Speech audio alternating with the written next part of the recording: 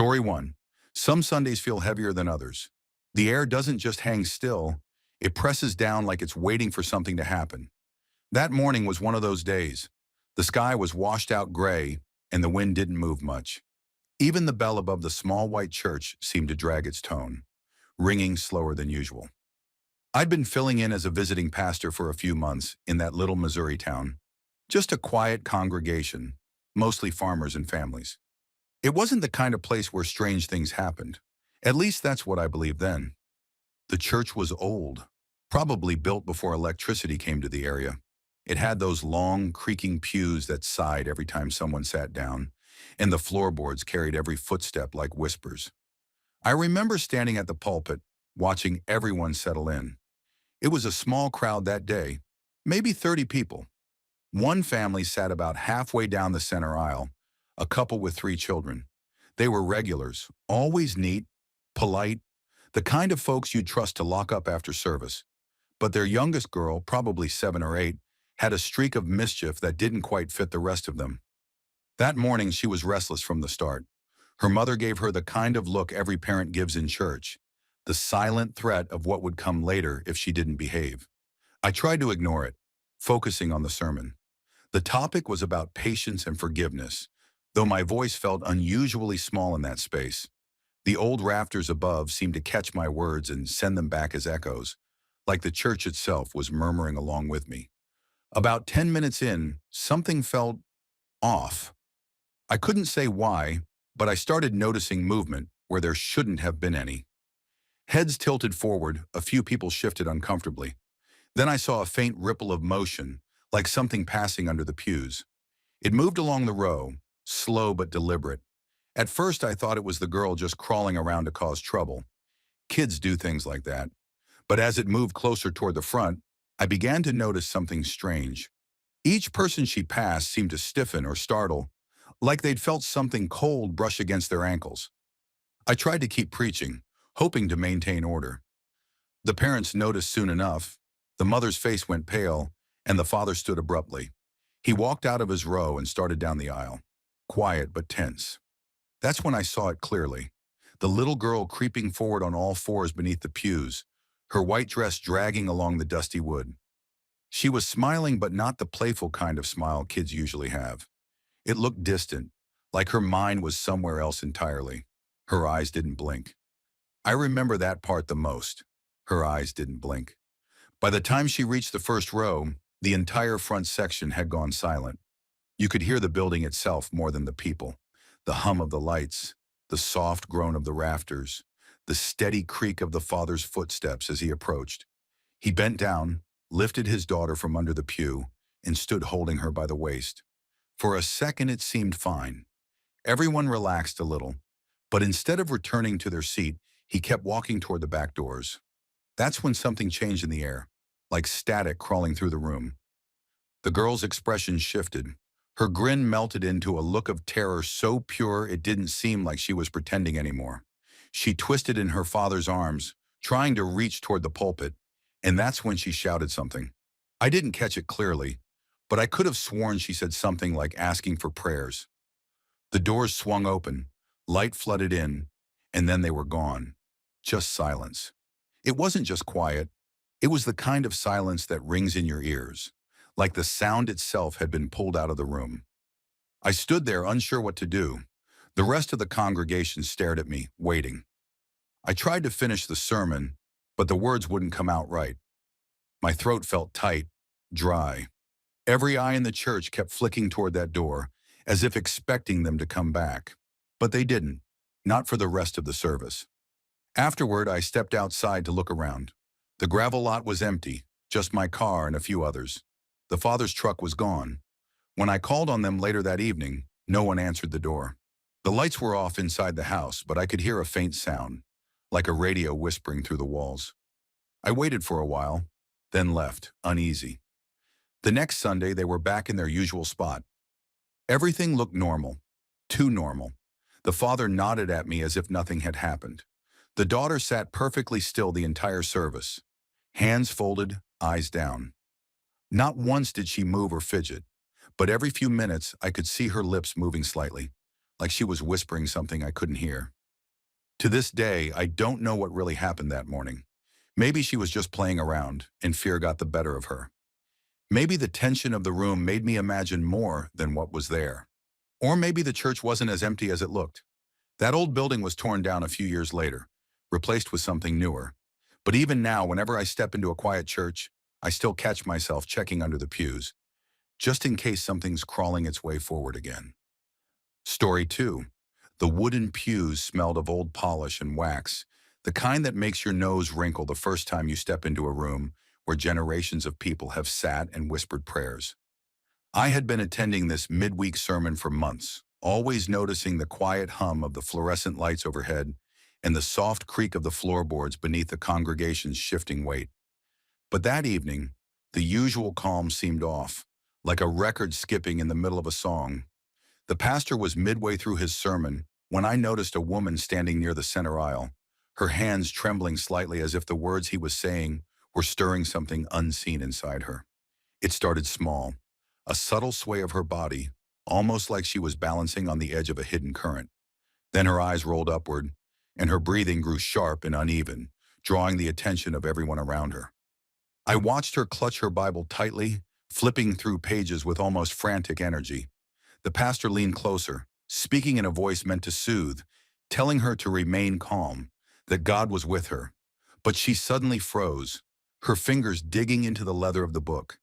And that's when I saw it, a glint of metal tucked in the Bible's front jacket. My stomach dropped. It looked like a small carving knife. She snarled quietly under her breath, a sound that didn't belong to her usual voice, something harsh and jagged. Her movements became erratic, almost like a puppet being yanked by invisible strings, and the pastor tried to hold her, but she jerked violently, swinging the Bible toward anyone nearby. The room felt heavier, the air thick, as if every breath we took was being measured by some unseen hand. I felt my own heartbeat racing in response to the tension radiating from her. Other church members had frozen in place, unsure whether to step forward or retreat, their eyes flicking between the pastor and the woman, like watching a tightrope act gone wrong. The whispers that had accompanied the beginning of her episode now grew into low murmurs of fear. I remember thinking she was trying to speak, but the words were swallowed by the rapid movements and guttural noises she made, her voice breaking in ways that seemed impossible for a single human to produce. It lasted for what felt like an eternity, but was probably only a few minutes. Every now and then, the pastor would call her name softly, urging her to return to herself, and for brief moments I thought she was calming down. But then her head would snap sharply to one side, eyes wide and unseeing, and she would lunge again, the knife now fully visible. My mind raced with disbelief, trying to rationalize what I saw. Was she having some extreme panic attack, a seizure, or had some unseen force truly taken hold? I couldn't tell. The congregation finally managed to form a sort of barrier, guiding her toward a safer area. But even then, her body thrashed in ways that made it impossible to predict what she would do next. Afterwards, the pastor shared with me that he had felt a strange chill in the room, a sense that the air itself had thickened, and that nothing he said seemed to reach her until the last few moments. He mentioned that he had seen similar cases in books and training, but never witnessed anything that came close to the intensity of this incident. I walked out of the church that night with a lingering sense of unease. The lights outside seemed too bright, the night too quiet, as if the world beyond the church had shifted slightly. Part of me wants to believe there's a scientific explanation: mental breakdown, adrenaline surge, or some kind of medical event. But another part of me can't shake the image of her eyes, the metallic flash of the knife, and the way her body moved as if controlled by something else entirely. Even weeks later, I find myself replaying it in my mind, questioning how much of what I saw was real and how much was my imagination trying to fill in the gaps. Every time I think I understand it rationally, the memory of her sudden, unnatural movements, the low growl she let out, and the cold that filled the room comes back, reminding me that maybe some things in this world don't have explanations, at least none that I can fully comprehend. Story 3.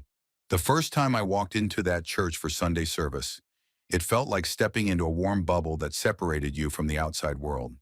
The air smelled faintly of polished wood and old hymn books, and the sunlight streaming through the stained glass windows made tiny colored shapes dance on the carpet.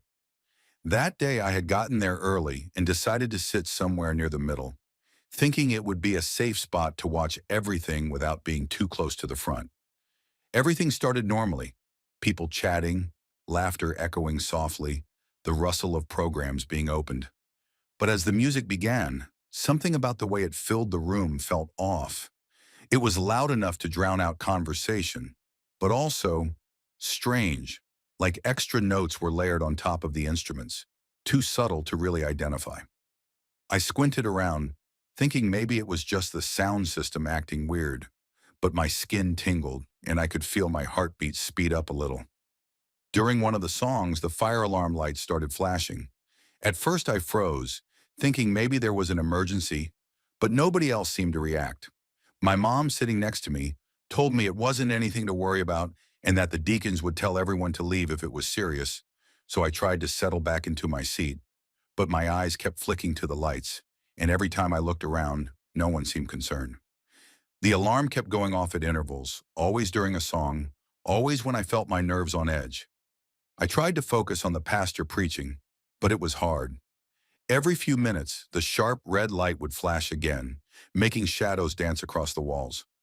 I started imagining all sorts of scenarios in my head, wondering how something like this could just keep happening without anyone leaving.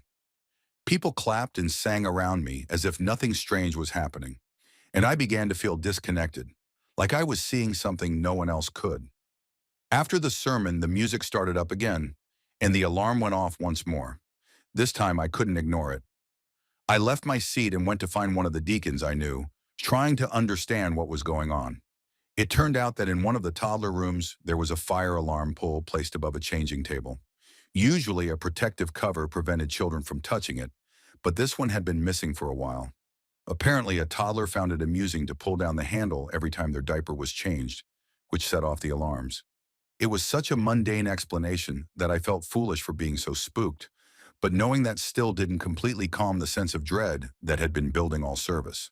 From that day on, I made a habit of sitting near the end of the row. Even though the deacon had explained everything, a part of me couldn't shake the feeling that something about those alarms and the strange, added musical notes had been more than coincidence.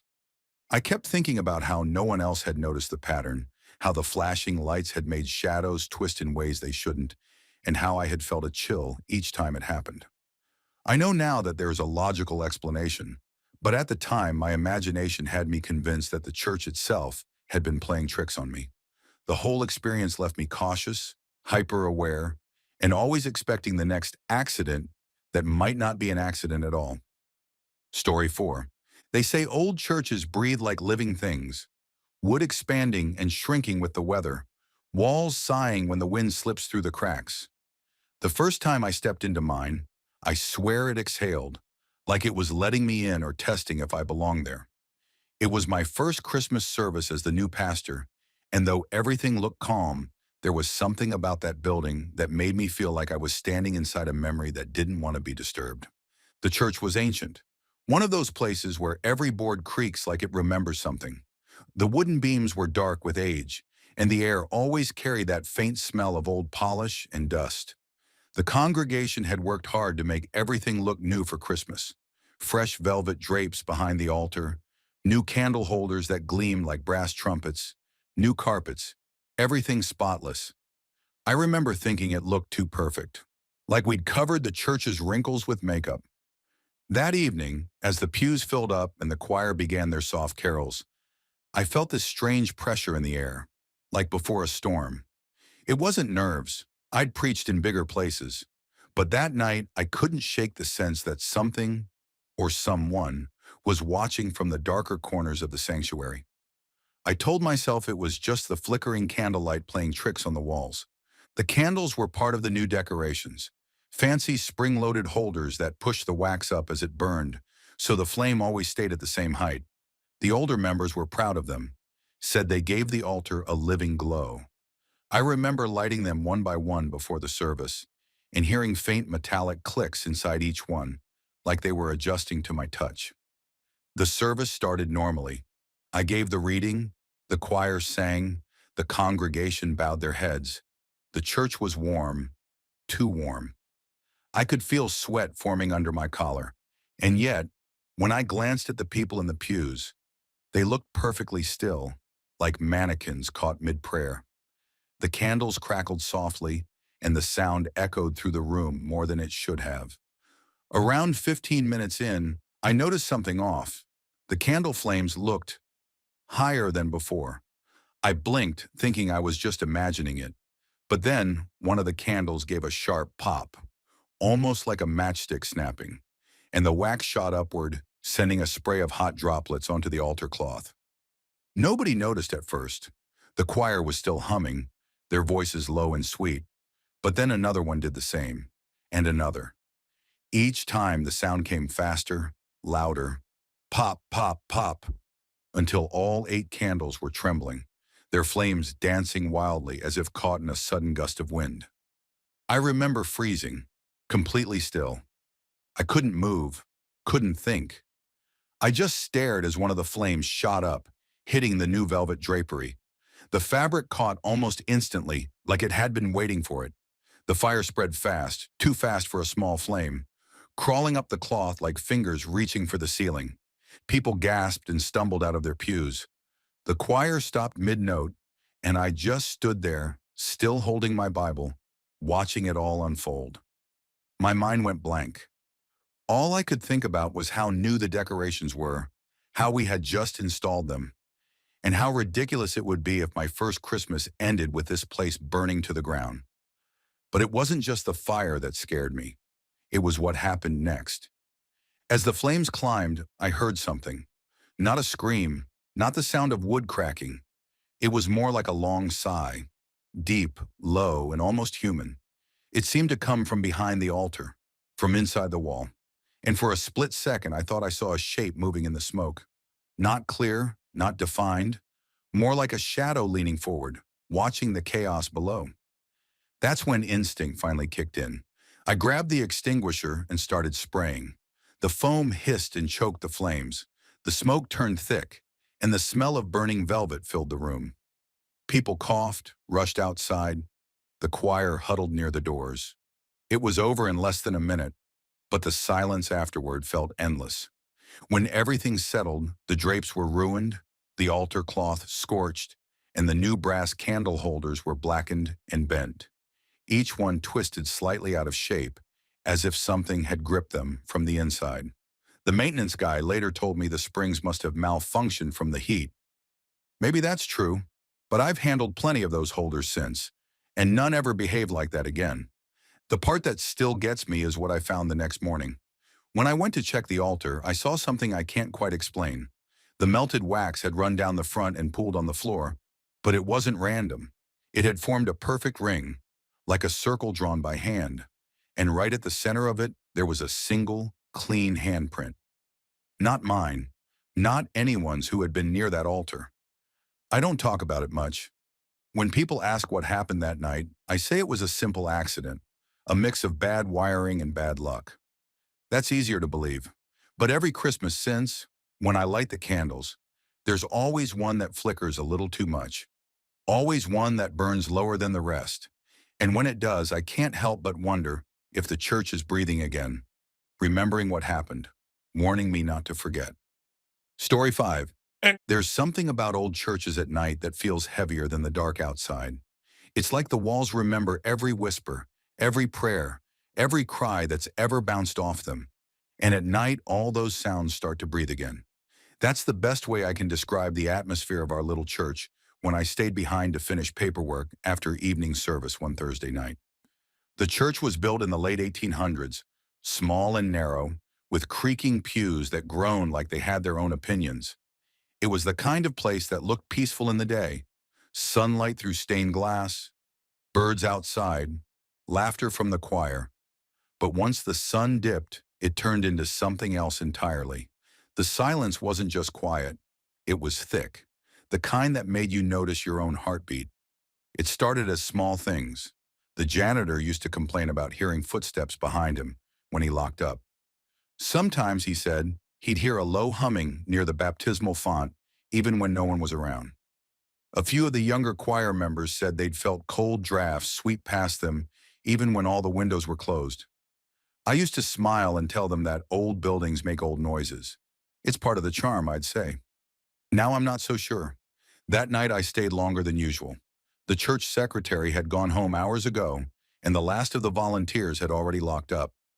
I was sitting in my office at the back of the sanctuary, trying to finish the sermon notes for Sunday when I heard it, the sound of a pew shifting somewhere near the front. Not a creak, not the wood settling, but a definite sound of weight moving. I stopped writing, waited. Nothing followed. I told myself maybe I imagined it, went back to work, and tried to ignore how dry my mouth had become. A few minutes later, it came again. Louder, this time like someone standing up suddenly. The air changed too. It's hard to describe, but it felt charged, like right before a thunderstorm. My office door was cracked open, and through the narrow slit, I could see a sliver of the pulpit and the faint blue light from the exit sign above the door.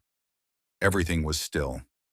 I remember thinking that maybe someone had come back for something they forgot. I called out. Nothing loud, just a cautious, "Hello?"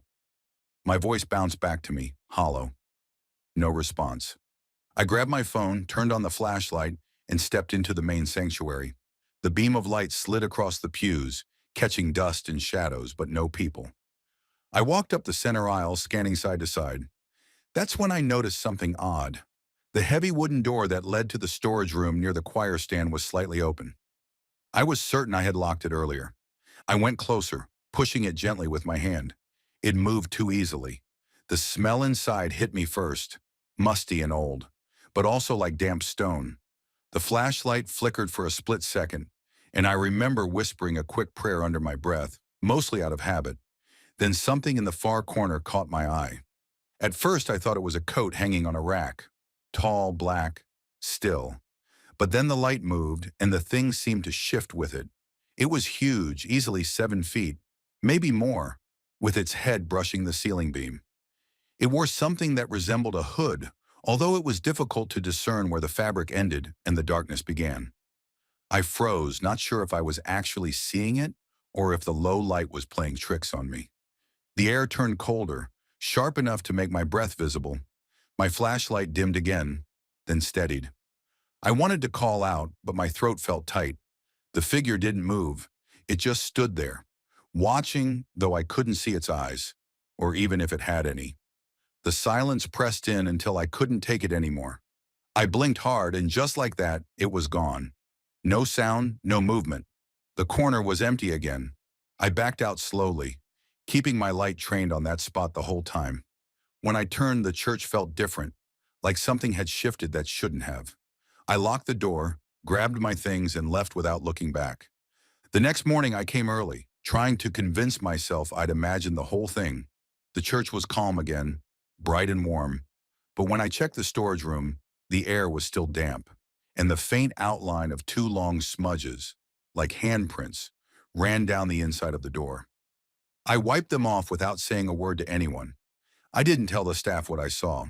When they mentioned strange sounds later that week, like the piano keys pressing softly at night, or the smell of wet soil coming from nowhere, I told them it was probably pipes or air vents.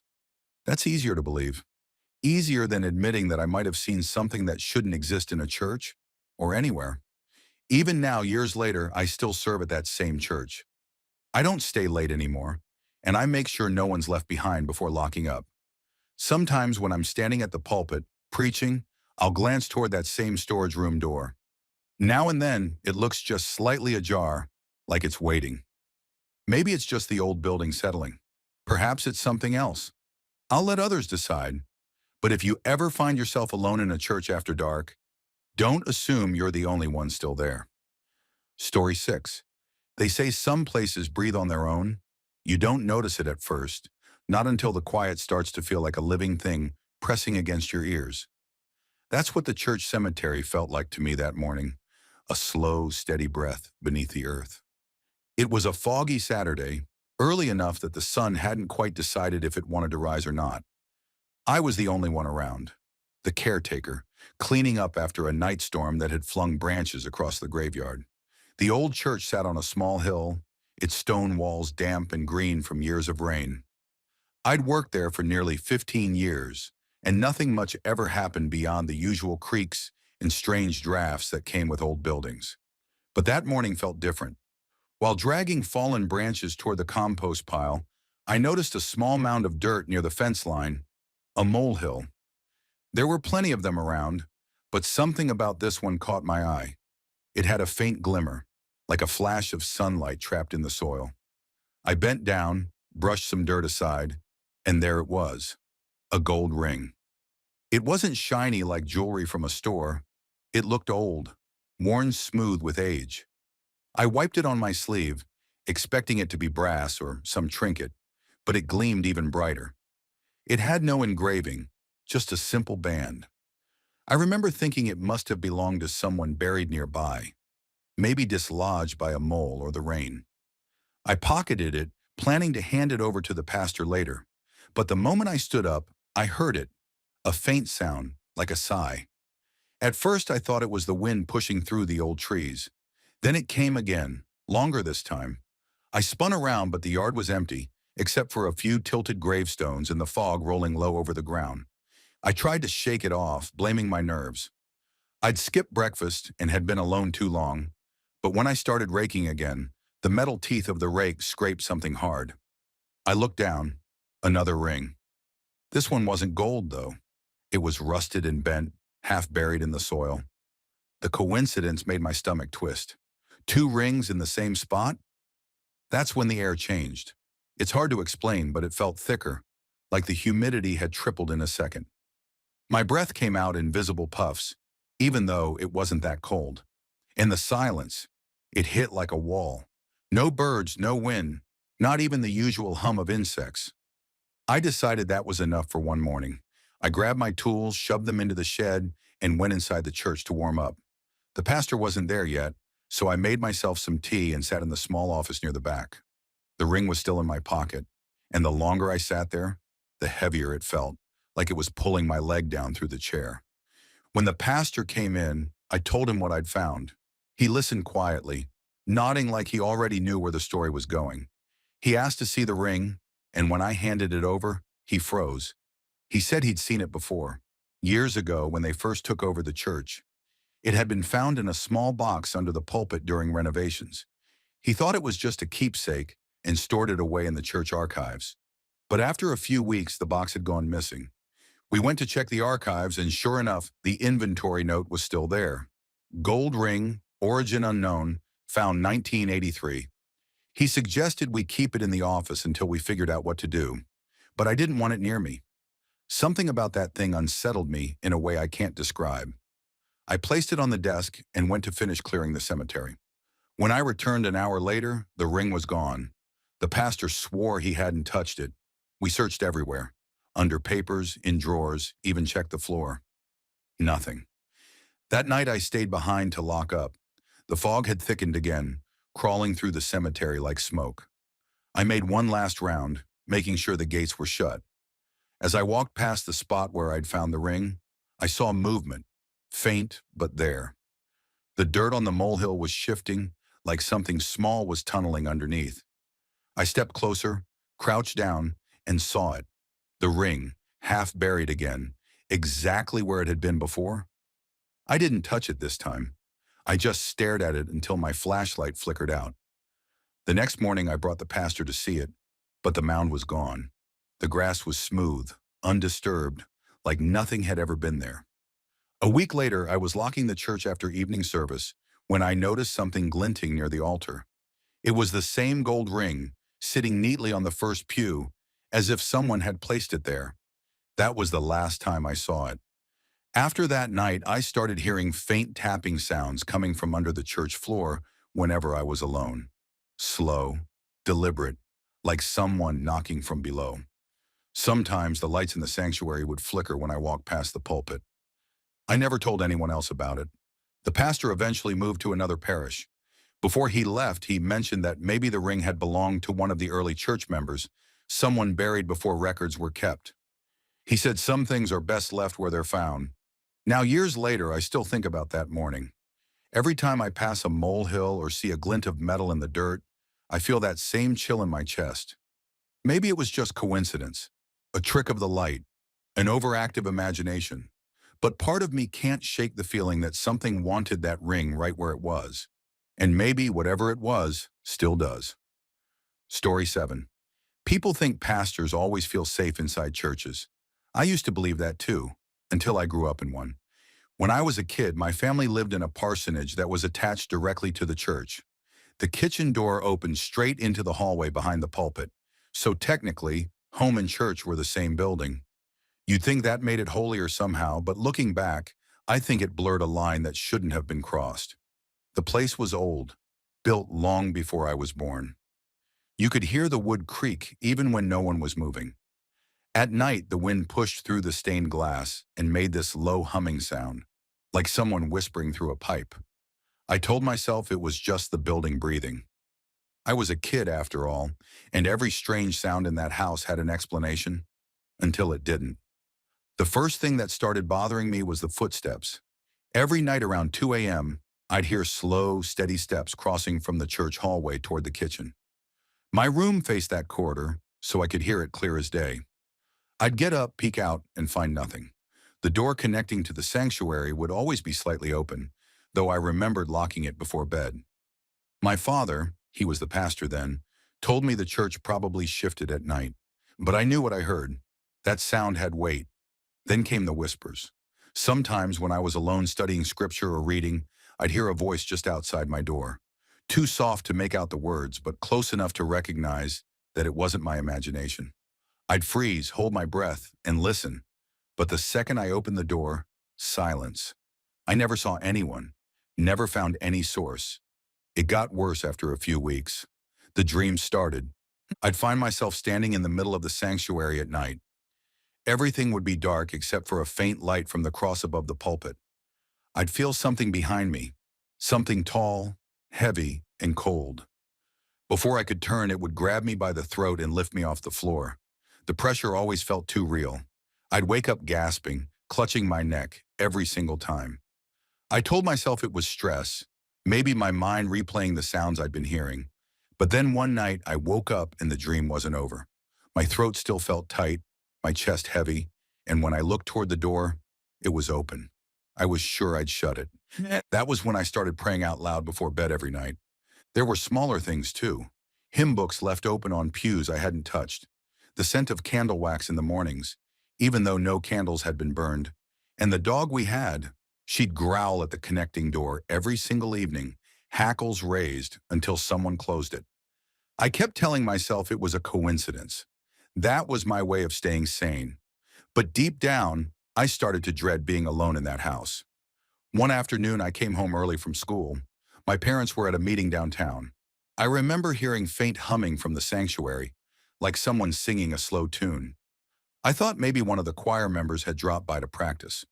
I went to check, but the moment I stepped through the connecting door, the humming stopped. Everything was still. The air felt colder than it should have been. I remember standing there trying to convince myself that it was just the acoustics playing tricks. Then I heard it, one quiet whisper. My name, right above me. I don't remember running, but somehow I ended up outside on the church steps, shaking.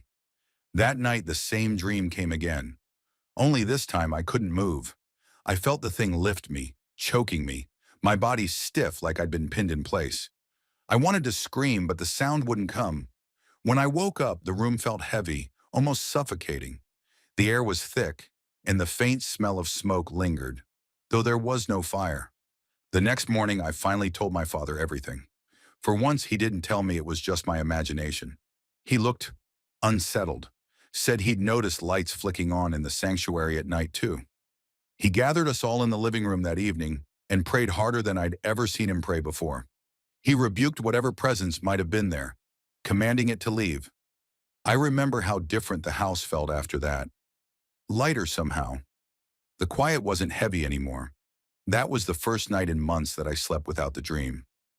Nothing strange happened again after that. The footsteps stopped. The whispers disappeared. Even the dog started sleeping by the connecting door again. Years later, when I took over the ministry myself, I moved into a different house. But sometimes when I preach alone in an empty church, that old feeling comes back. The sense that something unseen is standing just behind me, listening. I've prayed over enough people now to know that sometimes things attach themselves to places. Maybe it was something old that had just grown comfortable living between our walls. Or maybe it was all just stress and imagination, nerves of a young pastor growing up too close to the sacred. I'll never know for sure. But every night before I close my eyes, I still whisper one prayer out loud, just in case something's still listening. Story 8. Some nights churches feel heavier than stone.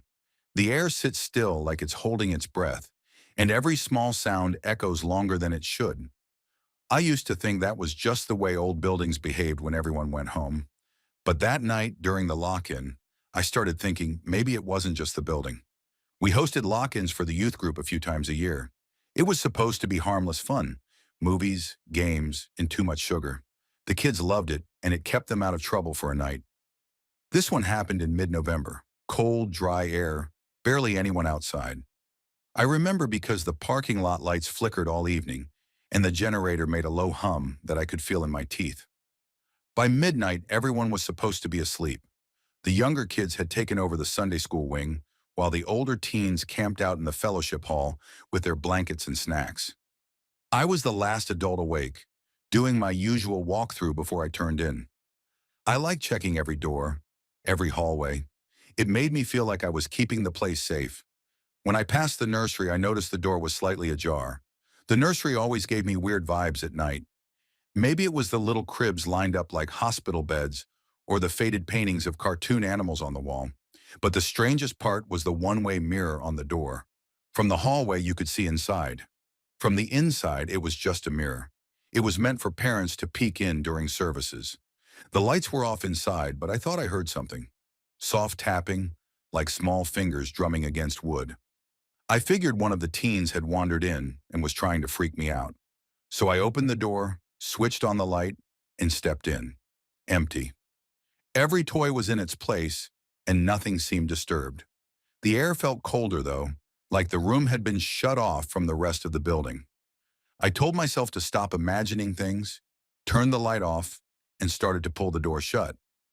That's when I heard the tapping again, this time louder.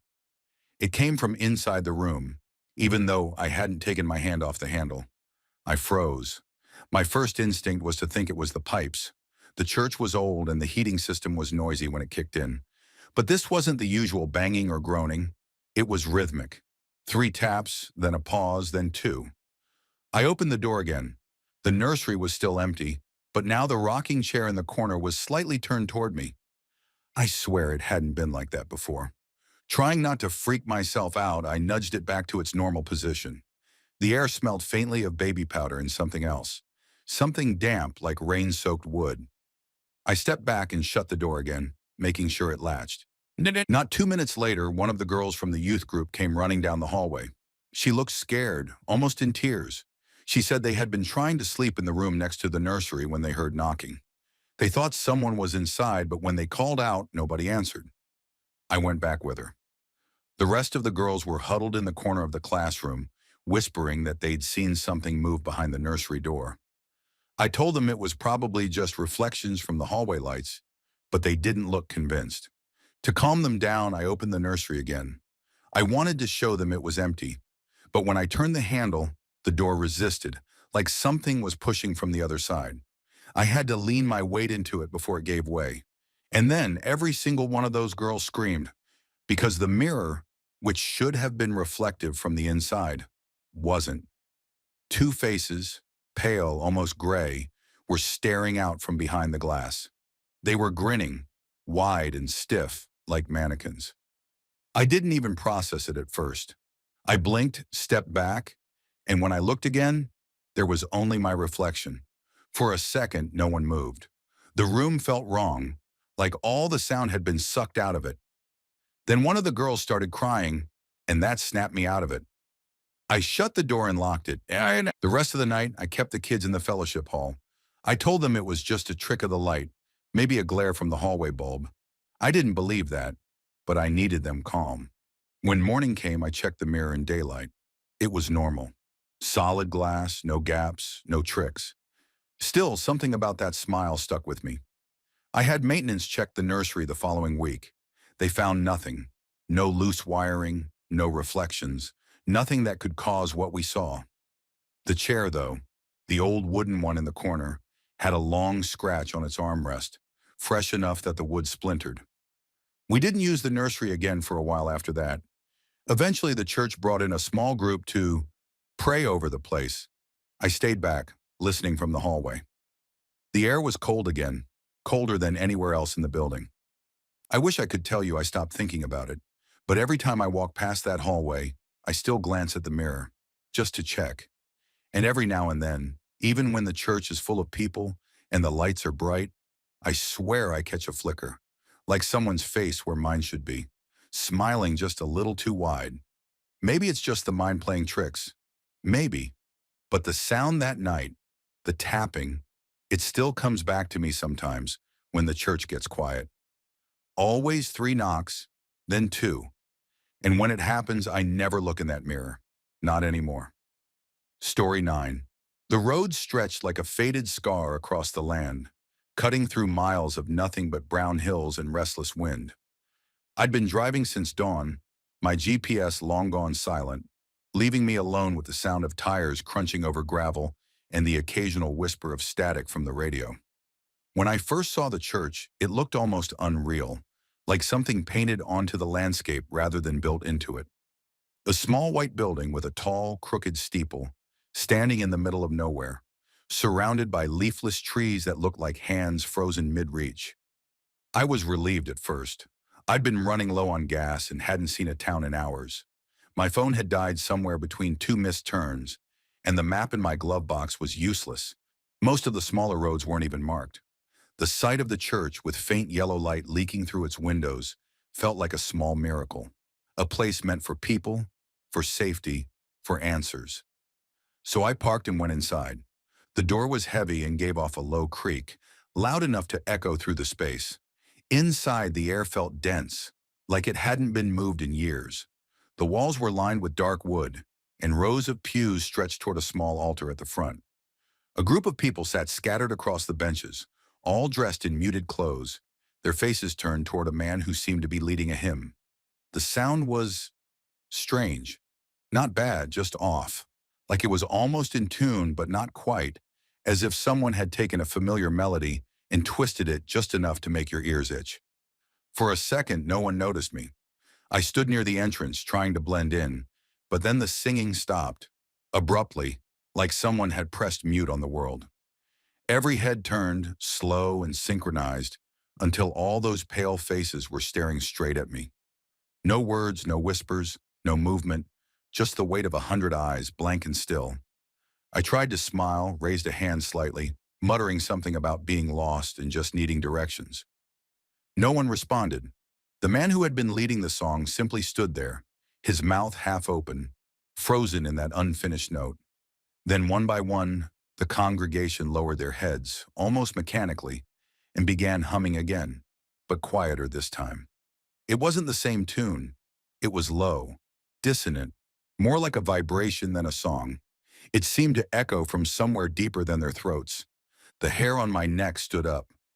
Something about the sound made me want to move, to leave, but curiosity pinned me there. My eyes drifted toward the back of the church, where the flicker of a single candle illuminated a wall covered in pictures. I thought they were old portraits of past congregants until I got closer. The photos were all of travelers, people in hiking gear, some standing next to cars with out-of-state plates, others smiling in front of roads that looked eerily similar to the one I had just driven on. None of them looked like they belonged there. Behind me, the humming grew louder. It wasn't in rhythm anymore.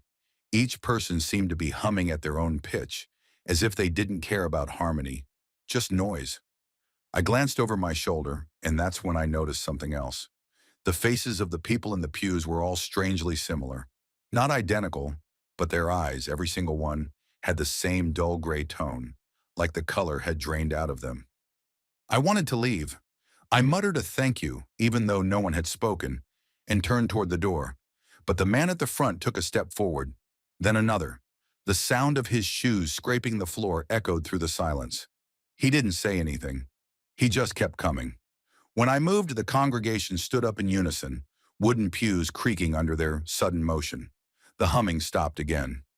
I don't remember running, but I must have, because the next thing I knew, I was outside fumbling with my car door, heart pounding like it was trying to escape my chest. The church looked different from the outside, darker somehow. I could still see the faint glow of light through the windows, but it wasn't steady anymore. It flickered, like candlelight fighting against the wind. I drove off so fast I didn't even check the direction. Just followed the road until I found a gas station miles later. When I tried to tell the clerk about the church, he gave me a strange look. He said there hadn't been any church along that road for decades.